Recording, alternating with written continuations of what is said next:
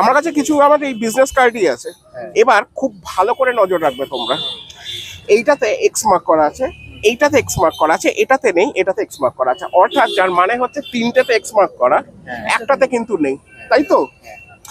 আর আমি একটা কাজ করছি, খুব ভালো করে তোমরা খেয়াল রাখবে, আমি এর পিছনগুলো তোমাদেরকে জাস্ট দেখিয়ে দিচ্ছি ব্ল্যাঙ্ক।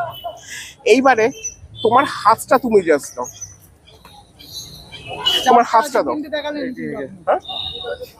চারটে আছে।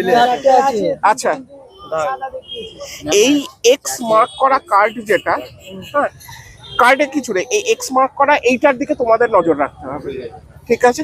এই এক্স মার্ক করা কার্ডটাকে আমি নিচ্ছি, নিয়ে আমি জাস্ট তোমার হাতের উপর রাখছি, তোমার হাতটা ওর হাতের উপর রাখো, তোমার হাতটা তলায় রাখো, আর তোমার হাতটা, আর তুমি টোটালটা ধরে রাখো। একটা সেকেন্ড, একটা সেকেন্ড। তাহলে এখন এইটাতে নেই, মানে এইটাতে নেই, এইটাতে আছে এক্স, এইটাতেও কিন্তু এক্স মার্ক করা আছে, কি তাই তো? হ্যাঁ, খুব ভালো করে খেয়াল রাখবে এই কার্ডটার দিকে যেখানটা এক্স মার্ক করা নেই, যে কার্ডটা, ঠিক আছে? তার কারণ আমি এটাকে নিচ্ছি, দিয়ে আমি যে জাস্ট একটু ওয়েভ করি এভাবে, কিছু কি টের পেলে না?